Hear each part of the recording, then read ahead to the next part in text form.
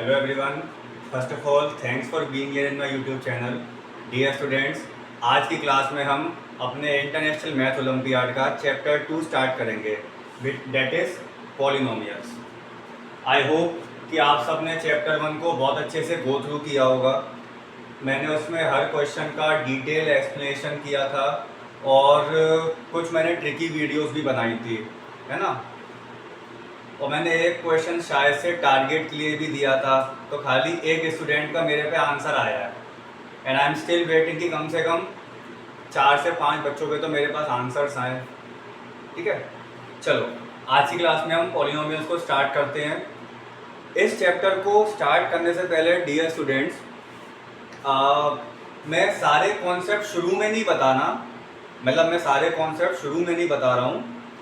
जैसे जैसे हम क्वेश्चन करते जाएंगे वैसे वैसे ही हम कॉन्सेप्ट को समझते हुए चलेंगे। ठीक है, मज़ा आएगा, अच्छा चैप्टर है। तो स्टार्ट करते हैं अपना पहले क्वेश्चन से।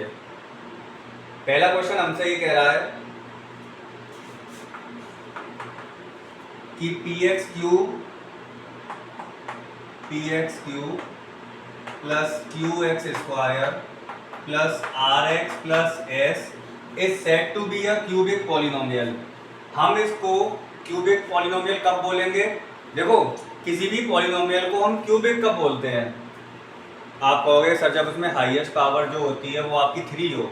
हाईएस्ट पावर बोले तो the highest power of variable that is known as degree. जब हमारे पास डिग्री अगर 3 होगी तब हम उस पॉलिनोमियल को क्या बोल देंगे? क्यूबिक बोल देंगे। लेकिन उसमें एक केस और होता है। क्या केस होता है सर? कि जो आपका लीडिंग टर्म होगा, मैंने वर्ड बोला लीडिंग टर्म बोले तो एक ऐसा टर्म जिसमें वेरिएबल की पावर सबसे हाईएस्ट होती है। ठीक, उस टर्म में उस लीडिंग टर्म का जो कोफिशिएंट होगा वो 0 नहीं होना चाहिए। जैसे हम बोलते हैं ना कि A X square plus B X plus C हमारा एक क्वाड्रेटिक पॉलिनोमियल है। ठीक है, क्यों? इसकी डिग्री वेरिएबल की पावर 2 है, डिग्री 2 है।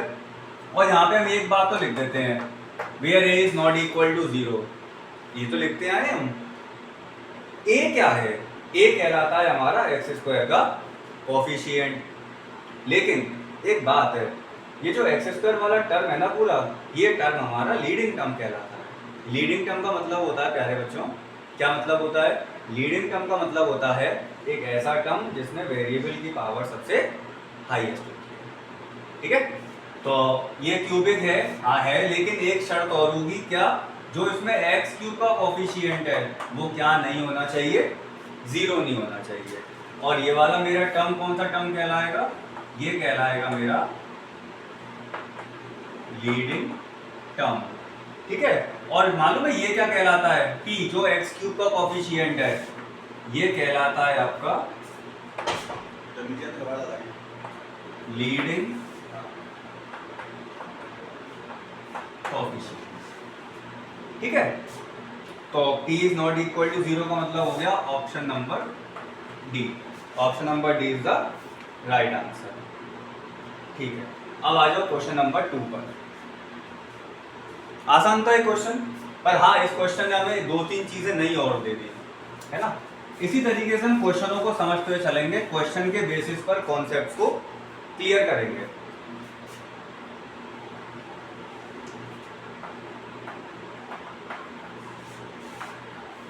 क्वेश्चन नंबर 2 हमसे ये कह रहा है, if the sum of all zeros of the polynomial, मतलब हमारे पास एक पॉलिनोमियल गिवन है 5x square minus 3 plus K X plus 7। ये मेरे पास एक पॉलिनोमियल है। ये पॉलिनोमियल मेरे पास कैसा प्यारे बच्चों? कैसा है? एग्जैक्टली क्वाड्रेटिक पॉलिनोमियल है। और इसके सारे जितने जीरोस होंगे ना, कितने जीरोस होते हैं क्वाड्रेटिक पॉलिनोमियल के लिए? तो जो इसके जीरोस होंगे ना, कौन कौन से? अल्फा और बीटा, इनके सम की वैल्यू 0 गिवन है। ये मैं नहीं दे रहा हूं, ये क्वेश्चन में कह रहा है, ये मेरे पास गिवन है, ठीक है। अब आपसे क्या पूछ रहा है, then the zeros of the polynomial. अब एक पॉलिनोमियल और दे रखा है, उसको मैं यहां लिख दे रहा हूं। क्या दे रखा है, 2x square minus 2 k plus 1x plus 30।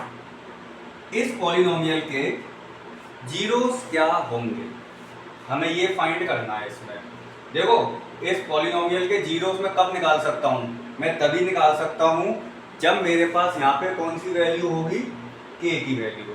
अब ये k की वैल्यू कहाँ से आएगी सर, ये k की वैल्यू आएगी यहाँ से। अब दिमाग लगाना पड़ेगा कैसे, देखो यहाँ पे मेरे पास सम ऑफ जीरोस की वैल्यू 0 गिवन है। अब हम क्वाड्रेटिक पॉलिनोमियल के कुछ फॉर्मूलेस जानते हैं। क्या जानते हैं कि वी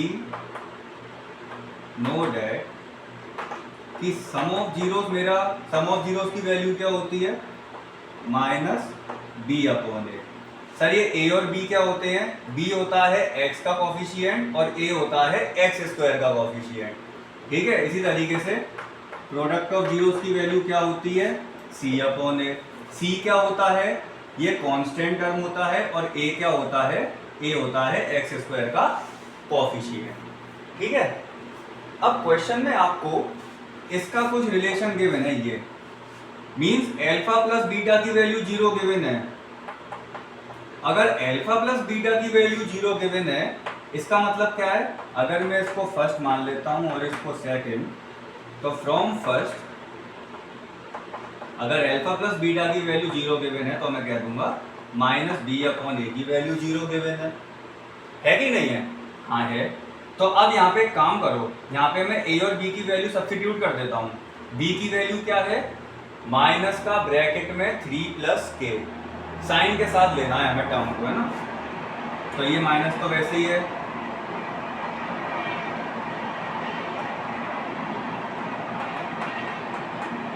ठीक है। और a की वैल्यू क्या है, ये 5 है, तो ये तो 0 में मल्टीप्लाई हो जाएगी। माइनस इंटू माइनस प्लस हो गया, तो मेरे पास क्या बचा प्यारे बच्चों, 3 प्लस के इज इक्वल टू 0। के की वैल्यू क्या आ गई मेरे पे, माइनस 3। ऐसे करके मैंने यहाँ से के की वैल्यू निकाल ली। इसका कोई यूज आया नहीं है, पर हाँ हमने इस पर रिविजन कर लिया अपना। यहाँ तो कोई दिक्कत तो नहीं है, अकेडमिक्स में हमने इसको अच्छे से पढ़ा था। अच्छा, आप लोगों ने अगर अकेडमिक्स पढ़ा है बोले तो आईएमओ के अलावा जो आपका अकेडमिक्स है एनसीईआरटी बुक में से, तो फिर आपको सब चीज़ें ऑलरेडी क्लियर हो रही होंगी। अब इस के की वैल्यू को हम यहाँ पुट करते हैं, तो के की वैल्यू क्या है, ये -3, तो -3 प्लस 1 -2, तो ये हो जाएगा मेरा 2x square plus 4x plus. अच्छा, अगर मुझे इसके जीरोस निकालने हैं तो मुझे इसको जीरो के इक्वल पुट करना पड़ता है। एनसीईआरटी में था ना एक्सरसाइज 2.1 के जो क्वेश्चन नंबर 1 था, उसमें हमारे पास कई सारे पॉलिनोमियल्स गिवन होते थे।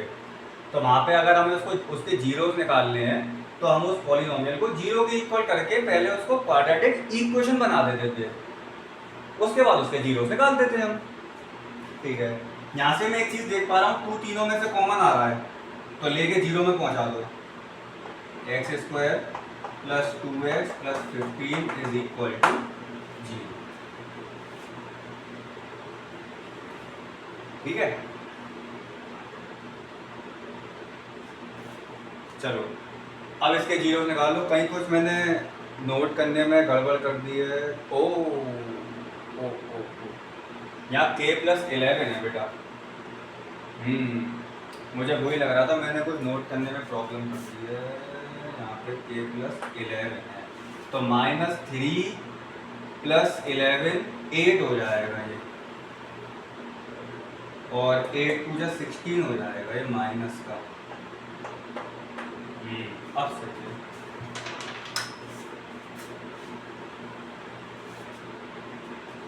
तो इसमें से 8 पहुंच गया, हाँ अब सही है। माइनस का 8x, ठीक है, यहाँ तक कोई दिक्कत नहीं है। अब इसको स्प्लिट द मिडिल टर्म से करें। आई थिंक आप लोगों ने कर भी लिया है। ठीक है, एक्स स्क्वायर तो 5 3 सा 15 माइनस का 5x minus 3x plus 15 is equal to 0। Verify करो, सही है।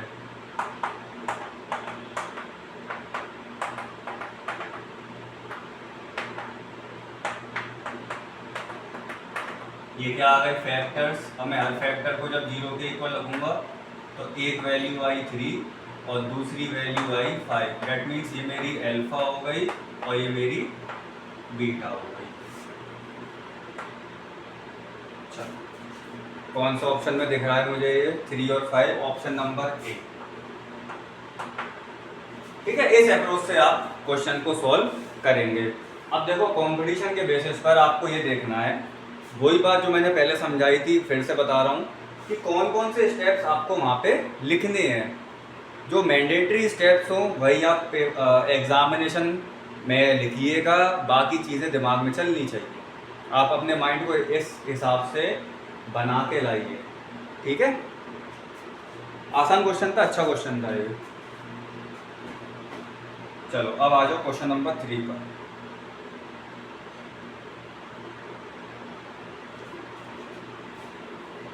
हो गया होगा सबका ये ना।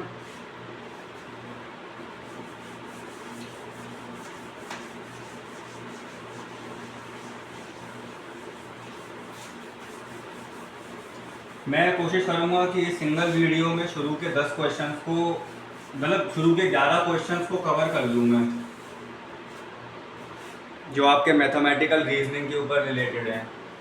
फिर उसके बाद एवरीडे मैथमेटिक्स और अचीवर सेक्शन, इसका एक सेपरेट वीडियो बना दूंगा। ठीक है, चलो क्वेश्चन नंबर 3।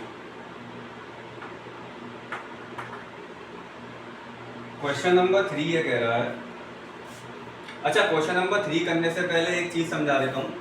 जैसे मान लो मेरे पास एक क्यूबिक पॉलिनोमियल है, अभी लिखा था मैंने क्यूबिक पॉलिनोमियल की जनरल फॉर्म, तो उसके जीरोस भी कितने होंगे? 3 होंगे। एक अल्फा होगा, एक बीटा होगा और एक गामा होगा, कुछ इस तरीके से,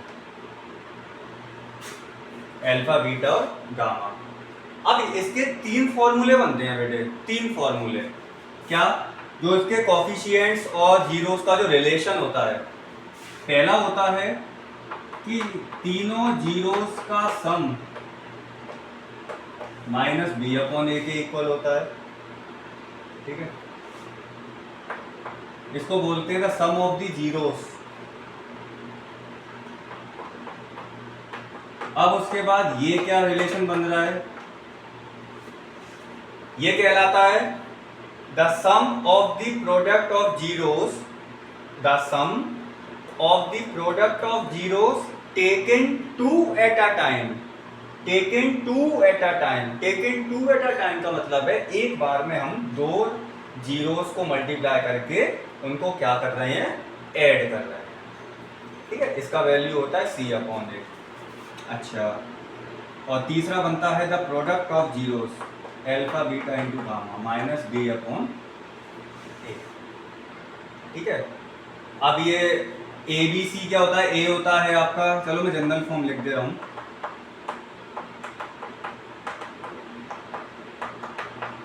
अभी समझ में आ गया होगा इसका मतलब क्या है। अच्छा, मालूम है a 0 क्यों नहीं हो सकता? अगर मान लो a 0 हो गया ना तो फिर ये क्यूबिक नहीं रहेगा, ये क्वाड्रेटिक बन जाएगा, इसलिए a 0 नहीं हो सकता क्यूबिक के केस में। खैर, a क्या है हमारा? x क्यूब का कोफिशिएंट, b क्या है? x स्क्वायर का कोफिशिएंट, c x का कोफिशिएंट और d कांस्टेंट वैल्यू। ये फॉर्मूलेज होते हैं। अच्छा, एक चीज और, अगर जैसे मान लो आपके पास ये तीनों चीजें गिवन है और आपसे एक क्यूबिक पॉलिनोमियल बनवा रहा है, आपसे पूछ रहा है कि बताओ अगर आपके पास ये तीनों चीज गिवन है तो आप इन तीनों की मदद से क्यूबिक पॉलिनोमियल कैसे बनाओगे? तो for this we will use one very interesting formula. वो क्या होता है? px equal to k x cube, बहुत ध्यान से समझना, x cube minus sum of the zero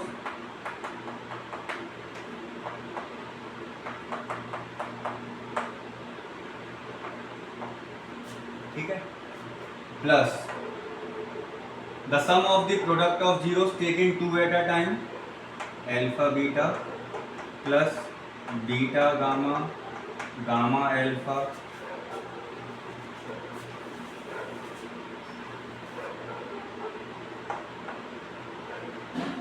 ठीक है, minus alpha into beta into gamma.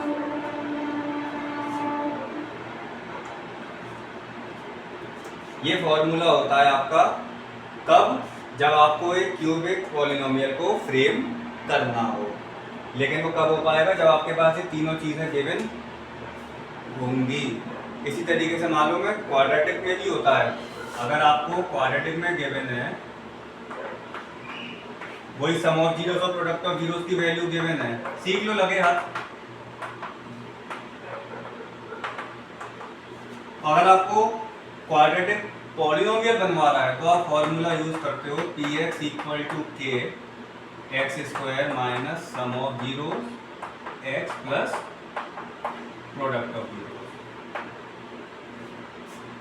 ठीक है, ये फॉर्मूला आप यूज करते हो। के क्या होता है, के को ये कांस्टेंट वैल्यू होती है जिसकी वजह से आप ऐसे कई सारे पॉलिनोमियल्स को फ्रेम कर सकते हो।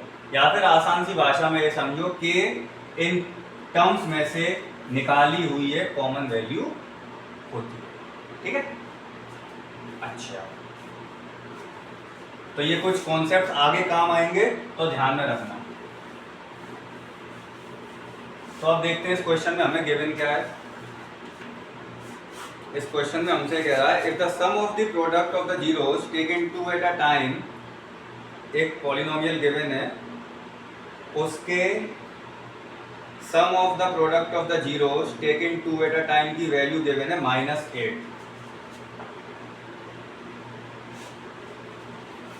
देखो ध्यान से देखना, पॉलिनोमियल क्या गिवन है मुझे, पॉलिनोमियल गिवन है 2x³ minus 3x square plus 4tx, okay 4tx minus 5। इस क्यूबिक पॉलिनोमियल के आपको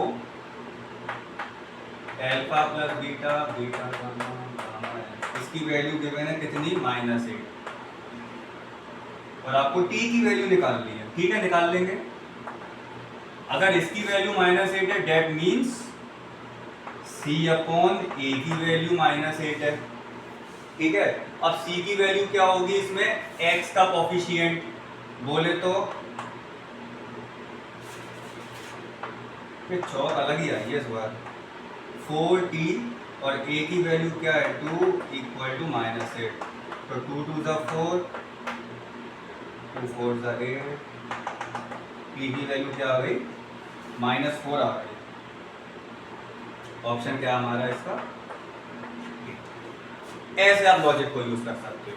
ये फॉर्मूला आगे काम आएगा, ध्यान रखना। और ये क्यूबिक पॉलिनोमियल्स के रिलेशन थे, relation between the zeros and the coefficient of a cubic polynomial.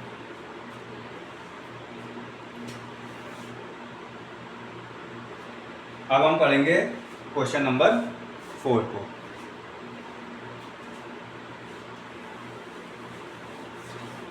अच्छे क्वेश्चन है, इंटरेस्टिंग लग रहे हैं क्वेश्चन तो, क्यों भाई इंटरेस्टिंग लग रहे हैं?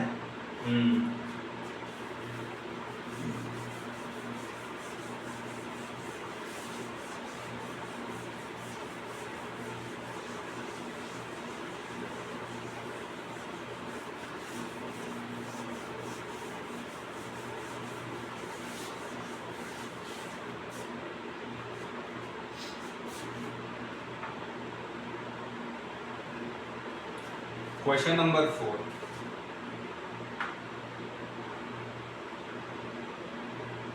अच्छा क्वेश्चन नंबर 4 करने से पहले मैं आपको एक चीज समझा दे रहा हूँ। देखो आपने दो आइडेंटिटीज बहुत अच्छे से पढ़ी होंगी।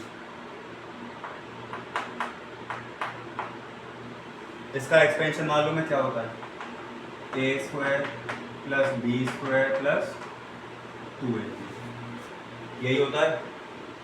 एक और होती है आइडेंटिटी a माइनस बी का होल स्क्वायर, इसका एक्सपेंशन क्या होता है a² plus b² minus 2ab।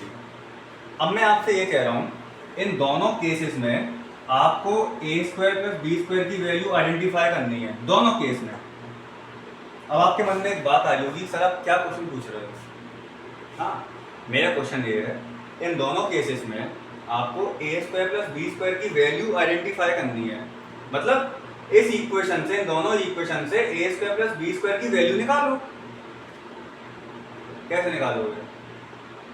हाँ, आपने कहा कि सर इस वाले टर्म को मैं यहाँ पे ट्रांसपोज कर दूँ, कर सकता हूँ। तो ट्रांसपोज करने के बाद ये कुछ इस तरीके का दिखेगा।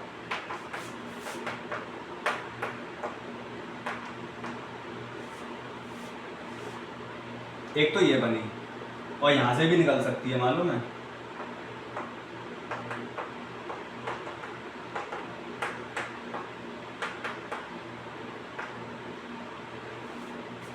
है ना? लेकिन ये हमने जो प्रूफ किया है, ये प्रूफ क्या समझने के लिए किया है मालूम है? ये प्रूफ हमने ये समझने के लिए किया है कि पर्टिकुलर ए स्क्वायर प्लस बी स्क्वायर का वैल्यू कभी भी आप ये नहीं बोल सकते हो। क्यों? क्योंकि ए स्क्वायर प्लस बी स्क्वायर की वैल्यू ये भी होती है। अगर कोई बच्चा ये कहता है कि सर ए स्क्वायर प्लस बी स्क्वायर का एक्सपेंशन यही होता है, नहीं, ये भी होता है। देख लो, दोनों सेम है। अब बात ये आती है किस केस में हमें ये यूज करना है और कौन से केस में हमें ये यूज करना है। सबसे सबसे सबसे जरूरी बात है, तो वो आपको बताएगा ये a प्लस बी और a माइनस बी। ये दो ही चीजें आपको बताएंगी कब आपको ये वाला एक्सपेंशन यूज करना है और कब ये वाला एक्सपेंशन यूज करना है।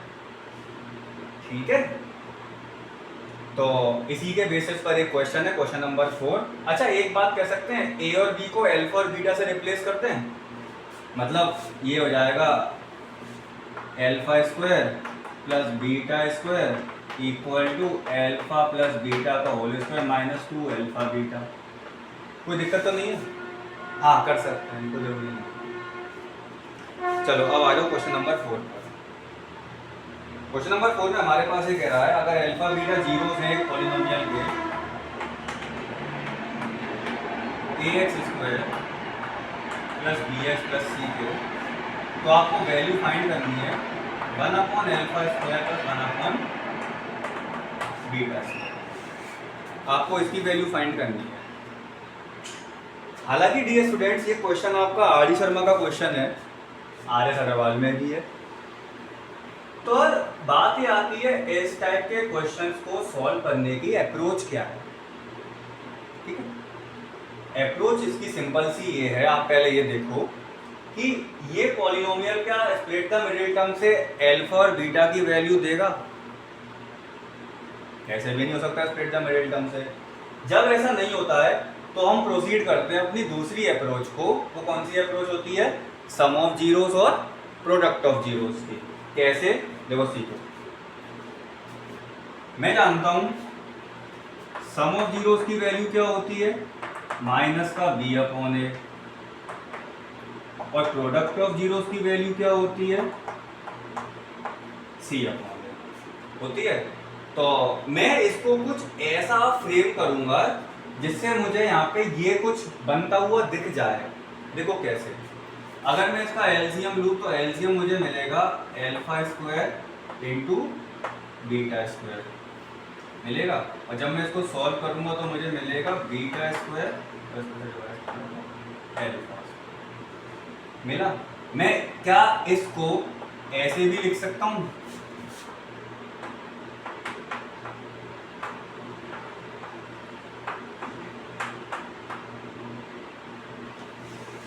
हाँ, लिख सकते हैं ना।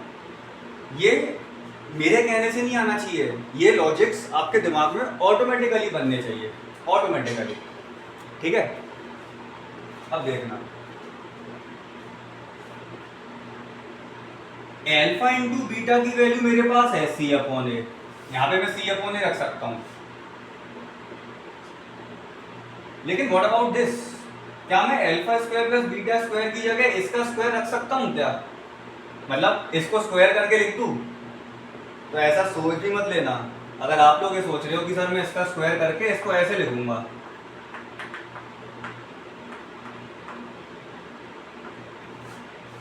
ये स्क्वायरिंग का सही प्रोसेस नहीं है। Squaring on both the side का सही प्रोसेस होता है कि पूरे का स्क्वायर करना पड़ता है, ठीक है। तो अगर ये बात हाँ आइए दिमाग में, आइए आइए, तो ऐसे स्क्वायरिंग का प्रोसेस नहीं होता, ठीक है। ठीक है, तो अब क्या करें सर? अब तुम ये देखो कि alpha square plus beta square की जगह मैं इन दोनों में से कौन सा फॉर्मूला यूज करूं? अब आप कहोगे सर उसके लिए तो आपने हिंट बताई थी कि वो ये बताएगा a प्लस बी और a माइनस बी यहाँ पे। हाँ तो है ना, देखो हमारे पास यहाँ पे अल्फा प्लस बीटा की वैल्यू गिवन है। अगर मेरे पास अल्फा प्लस बीटा की वैल्यू गिवन है तो मैं ये वाली अप्रोच पे जाऊंगा। अगर इन केस मेरे पास अल्फा माइनस बीटा की वैल्यू गिवन होती बिल्कुल, तो मैं इस वाले फॉर्मूले पे जाता, ठीक है। तब देखो मैं इसकी जगह क्या ये लिख सकता हूँ, अल्फा प्लस बीटा का whole square minus 2 alpha beta whole upon, हाँ अब देखते हैं इसको सॉल्व करके। अल्फा प्लस बीटा की वैल्यू क्या है? Minus B upon a. मैं डायरेक्ट सॉल्व कर दूं उसको, माइनस बी अपॉन ए का स्क्वायर क्या हो जाएगा? B square upon A square, और अल्फा इंटू बीटा की वैल्यू क्या है? सी अपॉन ए, तो जो हो जाएगी 2c अपॉन ए। ये आपका न्यूमरेटर पार्ट हो गया, और डिनोमिनेटर पार्ट क्या है? सी अपॉन ए, तो सी स्क्वायर अपॉन ए स्क्वायर। अब इसको हमें थोड़ा सॉल्व करना है, इसको रब कर देते हैं, ठीक है। अप्रोच समझ में आई है? देखो मैं ये नहीं कहूँगा कि एकदम समझ में आ जाएगी, थोड़ा टाइम लगेगा, कोशिश करना, अपने आप समझ में आ जाएगा 100%। अब देखो मुझे यहाँ पे अगर ए स्क्वायर मिल जाए तो मैं इसको आराम से सॉल्व कर सकता हूँ। क्या मैं 2c अपॉन ए को ऐसा लिख सकता हूँ? 2ac अपॉन ए स्क्वायर, हाँ क्यों? मैंने ए का ऊपर नीचे मल्टीप्लाई कर दिया। इसको बोलते हैं चालाकी। ऐसी चीजों को क्या बोलते हैं मैथ्स में? चालाकी बोलते हैं इसको, है ना। तो ये चालाकी आनी चाहिए। इससे क्या होता है सर? इससे समय बचता है। तो अब इसको सॉल्व कर देंगे, B square minus 2ac upon A square, और अच्छा यहाँ पे ए स्क्वायर दिया, इसको रेसिप्रोकेट कर दो, तो फाइनली मुझे क्या मिला? B square minus 2ac upon C square. ये कौन से ऑप्शन में है मेरा? B square minus 2ac upon C square, option number B है ना। अच्छा, ऐसे सॉल्व होता है क्वेश्चन। अप्रोच पता करनी है आपको, किस अप्रोच में आपको सटीक आंसर मिल रहा है, ठीक है। हाँ थोड़ा लेंदी है, मैं थोड़ा थोड़ा सा टफ है। टफ मत कहो, थोड़ा ट्रिकी कहो, ट्रिकी है ना, ट्रिकी है ना। चलो अब क्वेश्चन नंबर 5 पे आ जाओ। शायद से क्वेश्चन नंबर 5 में आपसे पॉलिनोमियल बनवा रहा है, देखते हैं।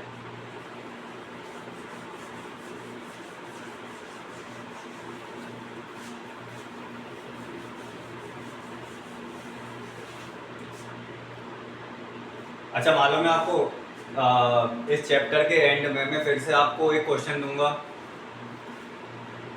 एक गिफ्ट बेस्ड क्वेश्चन होगा ऑनलाइन स्टूडेंट्स के लिए, नॉट फॉर ऑफलाइन। आप उसके आंसर मुझे भेजेंगे, शुरू के 5 बच्चों के आंसर, 5 अब इसमें 5 नहीं 2 बच्चे, शुरू के 2 बच्चों के जिसके आंसर सही होंगे उसको मेरी तरफ से गिफ्ट होगा, ठीक है। लेकिन इस चैप्टर के एंड में। क्वेश्चन नंबर 5 पे आ जाओ। क्वेश्चन नंबर 5 में आपसे ये कह रहा है कि a cubic polynomial with sum of it zeros, sum of the product of it zeros taken 2 at a time and product of it zeros s minus 3 8 एंड 4 रेस्पेक्टिवली, ठीक है। रेस्पेक्टिवली का मतलब मालूम है क्या होता है? रेस्पेक्टिवली का मतलब क्रमशः तो बोलते हैं, लेकिन प्रैक्टिकल वे में हम कैसे यूज करते हैं? देखो जैसे मैं एग्जांपल लूँ, me and my friend are riding a bicycle of company Hero and Atlas respectively. Me and my friend are riding a bicycle of Hero and Atlas respectively. तो आपको ये पता करना है सिचुएशन से मैं कौन सी कंपनी की साइकिल चला रहा हूँ, हीरो, मेरा फ्रेंड एटलस। तो रेस्पेक्टिवली का मतलब ये होता है फर्स्ट केस फर्स्ट सिचुएशन को फॉलो करता है, सेकंड केस सेकंड सिचुएशन को फॉलो करता है। ठीक है, ठीक इसी तरीके से यहाँ पे आपको सम ऑफ इट जीरोस की वैल्यू गिवन है कितनी, -3। Sum of zeros, sum of the product of it zeros taken 2 at a time, इसकी वैल्यू गिवन है 8 और प्रोडक्ट ऑफ जीरोस की वैल्यू गिवन है मेरे पास 4। Now we have to make a polynomial, cubic polynomial. अब वही फॉर्मूला यूज करेंगे हम, px is equal to k। अब यहाँ पे k कहीं दिख रहा है तो k को 1 मान लेंगे, x cube minus sum of it zeros plus minus plus. देखो मैं टेक्निक क्या यूज कर रहा हूँ, ये वाला टर्म प्लस का, फिर माइनस का, फिर प्लस का।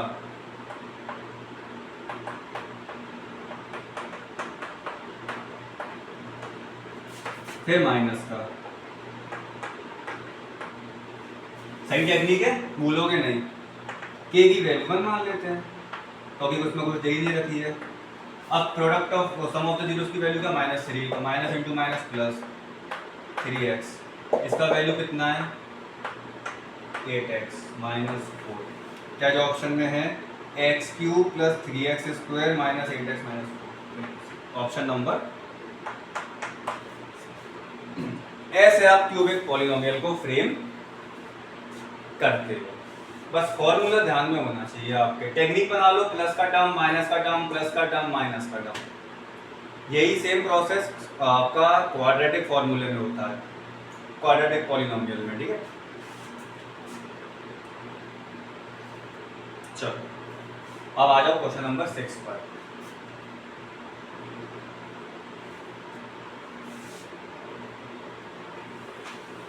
आसान क्वेश्चन है लेकिन है इंटरेस्टिंग, है ना, मजा आ रहा है करने में।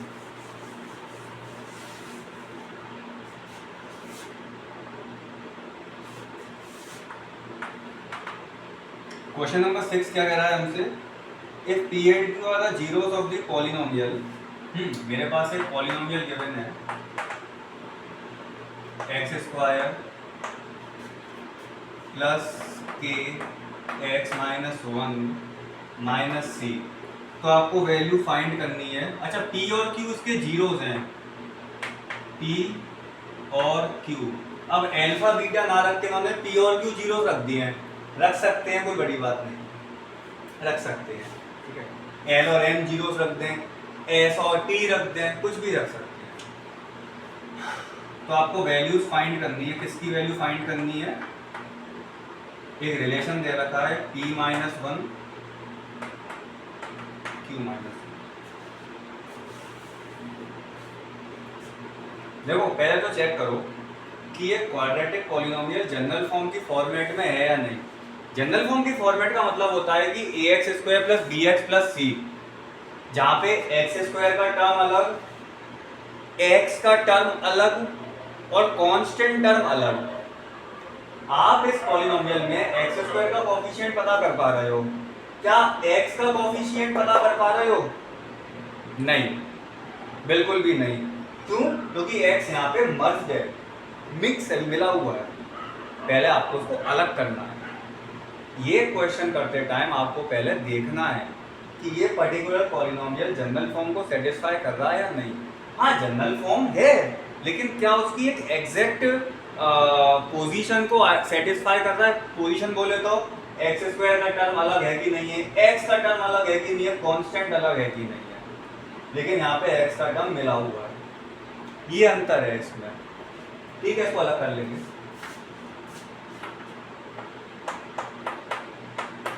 एक्स स्क्वायर के का मल्टीप्लाई कर दूं अंदर, के एक्स माइनस के माइनस सी। अब देखो ये मेरा पूरा एक्स स्क्वायर का टर्म हो गया, ये एक्स का हो गया और ये कांस्टेंट हो गया पूरा। हो गया। अब इस रिलेशन की वैल्यू निकालनी है। इस रिलेशन की वैल्यू के लिए देखो दिमाग लगाओ,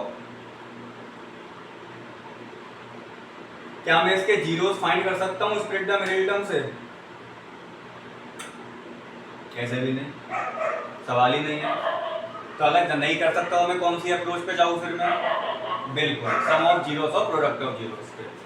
जीरोस तो इसके पी और क्यू में, ये मैं आपको अप्रोचेस बता रहा हूँ कि आप क्वेश्चन में फंसोगे नहीं। तो प्रोडक्ट ऑफ जीरोस क्या होगा? माइनस का बी अपॉन ए, और सम ऑफ जीरोस होगा माइनस बी अपॉन ए, और प्रोडक्ट ऑफ जीरोस होगा सी अपॉन ए। तो p प्लस क्यू की वैल्यू क्या मिलेगी मुझे? b की वैल्यू क्या है यहाँ से? k, तो माइनस का k अपॉन 1, तो p प्लस क्यू की वैल्यू हो गई माइनस का, ठीक है। और प्रोडक्ट ऑफ जीरो सी की वैल्यू क्या है? सी बोले तो पूरा कांस्टेंट टर्म, सी का मतलब खाली है, सी का मतलब खाली है, सी में समझ लेना, सी पूरा कांस्टेंट टर्म है। तो पूरा कांस्टेंट टर्म जो है वो है माइनस का के माइनस सी अपॉन 1। तो प्रोडक्ट ऑफ जीरो तो आ गया माइनस के माइनस सी, ठीक है। अब आप कहोगे सर यहाँ तो ये कहीं बनता हुआ दिख नहीं रहा है। बन सकता है अगर मल्टीप्लाई करते हैं इसका अंदर। तो कैसे? P Q minus P minus Q plus 1। तो इसमें आप कहोगे सर इसमें अभी भी पी प्लस क्यू नहीं दिख रहा है। बन सकता है, दिमाग लगाओगे तो -1 कॉमन ले लो, बन गया। अब पी क्यू की वैल्यू क्या है? माइनस के माइनस सी -1, और पी प्लस क्यू की वैल्यू क्या है? माइनस के, ठीक है। चल रहा है दिमाग अब हमारा। माइनस सी प्लस 1 और 1 माइनस सी ऑप्शन में है क्या? कैसे दे रखा है? अच्छा 1 माइनस सी दे रखा है, हाँ तो ऑप्शन नंबर बी, ठीक है। ऐसे करके हम इसको बना सकते हैं। अब आ जाओ क्वेश्चन नंबर 7 पर।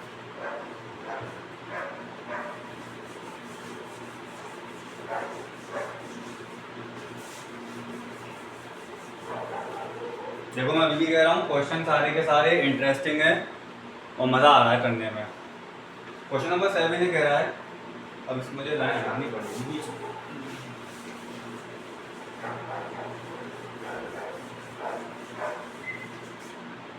क्वेश्चन नंबर 7 हमसे ये कह रहा है when this polynomial is divided by this the question and remainder are. तो भाई ये डिवीजन एल्गोरिथम के बेसिस का एक क्वेश्चन है, इसमें तो आपको डिवीजन परफॉर्म करना पड़ेगा। हालांकि मैंने एक वीडियो बनाई हुई है डिवीजन परफॉर्म करने की, मैं उसका लिंक क्लास 9 की वीडियो है वो, उसका लिंक मैं डिस्क्रिप्शन बॉक्स में डाल दूंगा, तो आप वहाँ से एक बार डिवीजन सीख सकते हो जो भूल गया है, ठीक है। तो x cube minus 3x² plus 3x plus 5, मुझे इसको डिवाइड करना है किससे? x² माइनस x प्लस 1 से, ठीक है। तो यहाँ पे x cube minus x² plus x, sign change minus 2x² plus 2x plus 5 minus 2 minus 2x² plus 2x minus 2,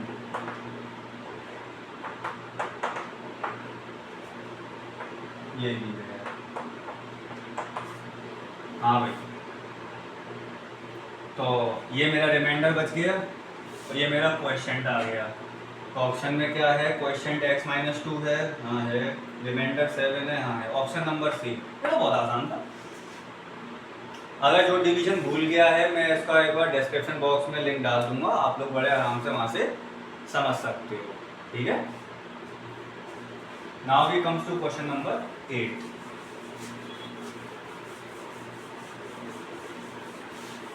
ये तो बहुत आसान था। क्वेश्चन नंबर 8 क्या कह रहा है? What should be subtracted from this polynomial so that the fx is exactly divisible by this. मतलब क्या है कि मैं इस वाले पॉलिनोमियल में से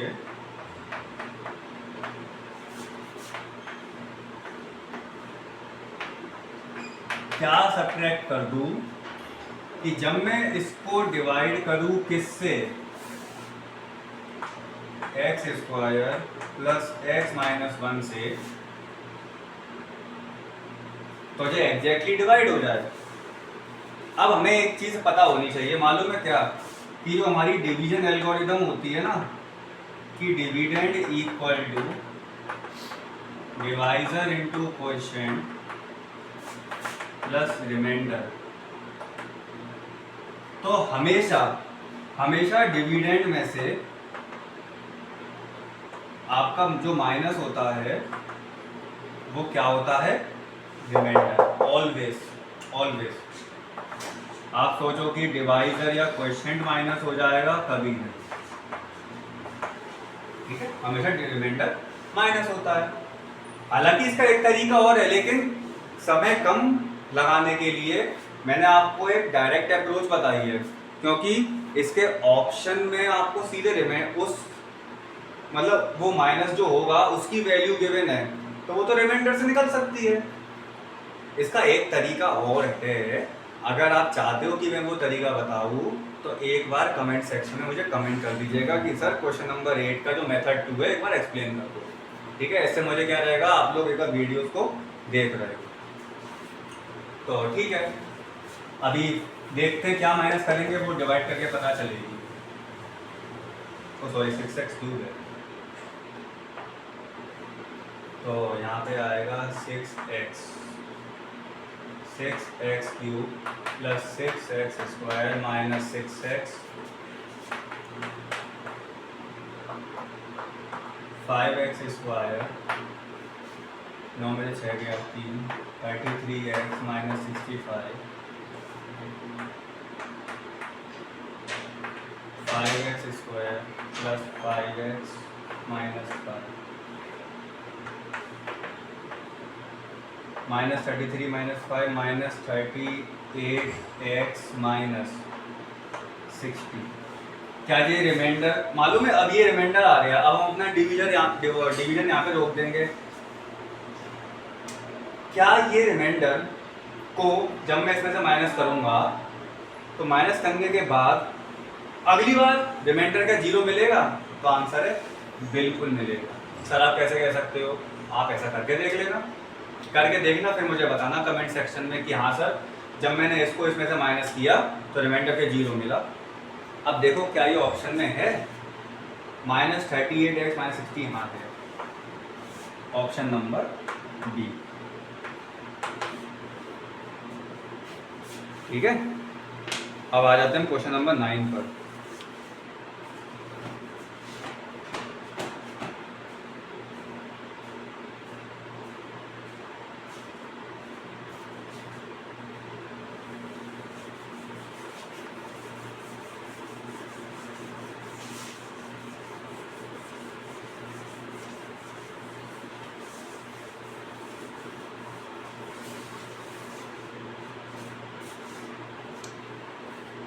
क्वेश्चन नंबर 9 हमसे क्या कह रहा है? Which of the following graph has more than 3 distinct real roots. Distinct का मतलब होता है डिफरेंट, तो मालूम है आप इसमें रूट्स कैसे बताओगे? ये जो कुछ कर्व होता है ना, ये कर्व जो बने होते हैं, जैसे ये आपका पूरा कार्टेशियन सिस्टम है, आपको इसमें ये देखना होता है कि ये जो कर्व बने हुए हैं अलग अलग तरीके के, कुछ इसमें पैराबोलिक कर्व भी होते हैं, कुछ स्ट्रेट लाइन होती है, ये कुछ हेलिकल कर्व भी होते हैं। तो आपको ये देखना है ये कर्व एक्स एक्सिस को कितने पॉइंट्स पर इंटरसेक्ट कर रहे हैं। सर एक्स एक्सिस को ही क्यों? क्योंकि मालूम है इसके पीछे का रीज़न ये है कि जो आपका पॉलिनोमियल होता है ना, उसकी जनरल फॉर्म जो होती है वो होती है ax² plus bx plus c। और जो लीडिंग वेरिएबल होता है वो x होता है, x वेरिएबल में चलती है। और मालूम है हम इस पॉलिनोमियल को y के इक्वल रखते हैं। y के इक्वल रखने का मतलब क्या है? y के इक्वल रखने का मतलब होता है कि हम यहाँ पे x की वैल्यू रखते जाते हैं और y की वैल्यू आती जाती है, जिससे वहां पे क्या होता है, आपके पास कुछ कोऑर्डिनेट्स तैयार होते हैं। हम इसको y के इक्वल इसीलिए रखते हैं क्योंकि हम यहाँ पे जब x की वैल्यू रखते चलेंगे तो y की वैल्यू आती चलेगी कुछ इस फॉर्म में, कोऑर्डिनेट्स की फॉर्म में। फिर हम उन कोऑर्डिनेट्स को कार्टेशियन सिस्टम पे प्लॉट करते हैं।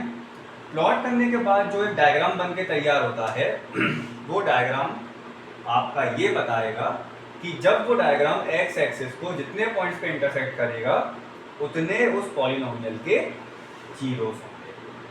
क्या होंगे? जीरोस। एनसीईआरटी की बातें हैं ये, तो देखते हैं कौन सा डायग्राम 3 से ज्यादा जीरोस दिखा रहा है। देखो पहला तो दिखा नहीं रहा है, दूसरा 3 पे टच कर रहा है, तीसरा दिखा रहा है, तीसरा 4 पे कर रहा है, तो ऑप्शन सी हो गया हमारा।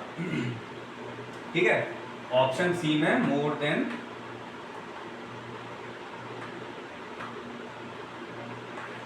3 जीरोस हैं। एक बार फिर से समझ लो, हम इस पर्टिकुलर पॉलिनोमियल को y की इक्वल इसीलिए रखते हैं कि जब मैं यहाँ पे x की वैल्यू रखता चलूँ कुछ इस तरीके से बनाते थे आप लोग, x की वैल्यू रखता चलूँ तो y की आती चलेगी, फिर हम इनको यहाँ पे प्लॉट कर देते, प्लॉट करने के बाद कोई डायग्राम बन के तैयार होगा। ठीक है तो हम देखेंगे वो डायग्राम एक्स एक्सिस को कितने पॉइंट्स पे काट रहा है और वही हमारे क्या कहलाएंगे? जीरोस। ये एनसीईआरटी की बातें थी, तो इसका आंसर हो गया सी। ध्यान रखना y equal to p x, y की इक्वल क्यों रखते हैं? जीरोस कोऑर्डिनेट्स बनाने के लिए।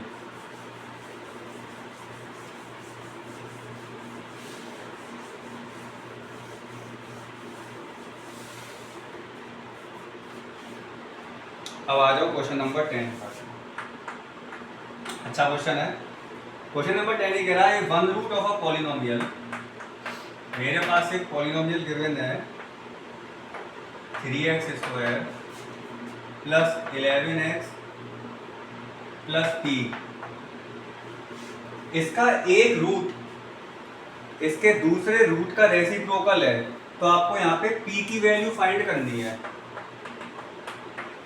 मतलब क्वेश्चन का मतलब ये है कि इसका एक जीरो जो है वो दूसरे जीरो का रेसिप्रोकल है। सर इसका मतलब क्या हमें समझ में नहीं आया। देखो मेरे पास एक जीरो अल्फा है और दूसरा जीरो बीटा है। ठीक है,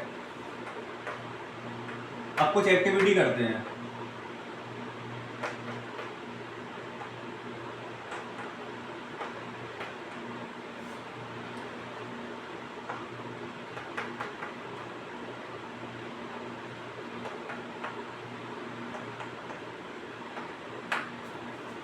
ये एक्टिविटी से आपको समझ में क्या आ रहा है? आप कहोगे कि सर कोई एक क्वाड्रेटिक पॉलिनोमियल होगा, उस पे अल्फा की वैल्यू 2 है तो बीटा की वैल्यू 1/2 है। एक बच्चा बोलेगा कि सर एक क्वाड्रेटिक पॉलिनोमियल होगा, उसके अल्फा की वैल्यू 3/2 है और बीटा की वैल्यू अल्फा का जो वैल्यू है ना उसका रेसिप्रोकल है। ऐसा भी कह सकते हैं। तो जब उस बच्चे की बात सबने सुनी, बाकी बच्चे भी बोल पड़े कि सर एक क्वाड्रेटिक पॉलिनोमियल के जो जीरोस हैं उनकी वैल्यू एक दूसरे के रेसिप्रोकल है। क्या है? एक दूसरे के रेसिप्रोकल है।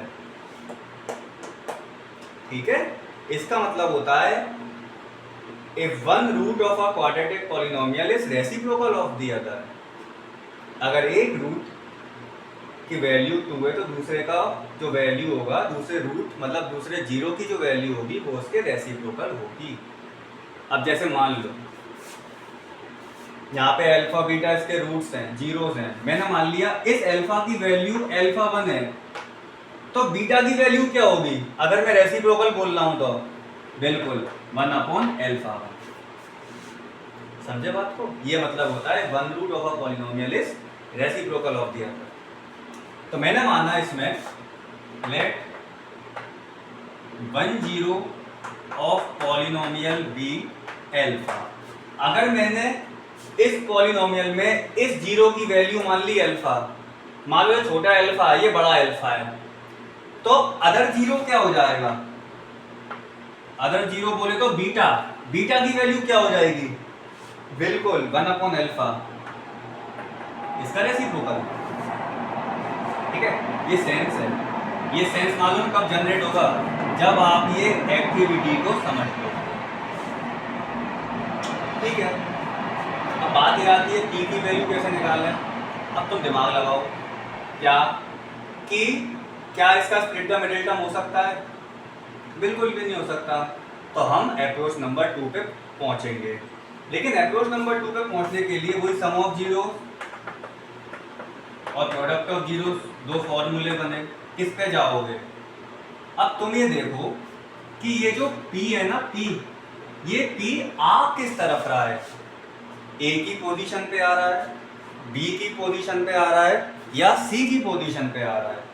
तो आंसर है ये P जो है ना C की पोजीशन पे आ रहा है। तो मैं जो फॉर्मूला यूज करूंगा, मैं प्रोडक्ट ऑफ जीरोस का फॉर्मूला यूज करूंगा।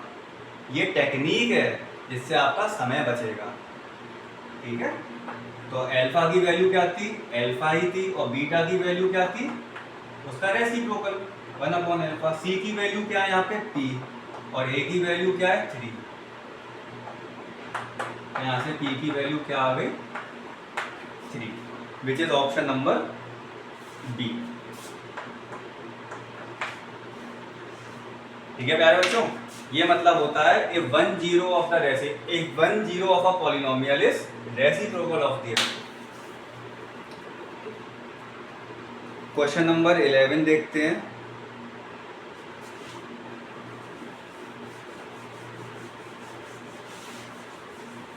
लास्ट क्वेश्चन है ये इस वाले पार्ट का। अगले पार्ट में मैं बाकी के जो 1 2 3 4 5 6 क्वेश्चन है वो कवर करूंगा। एक पॉलिनोमियल लिखा है ax की power 5 plus bx cube plus cx square plus dx plus e has at most how many zeros? इसके कितने जीरोस होंगे? हाँ भाई बताओ, आपके पास 30 सेकेंड का टाइम है।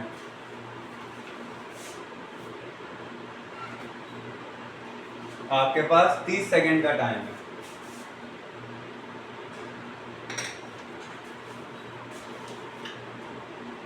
तो हमने पढ़ा है, अब सुनो।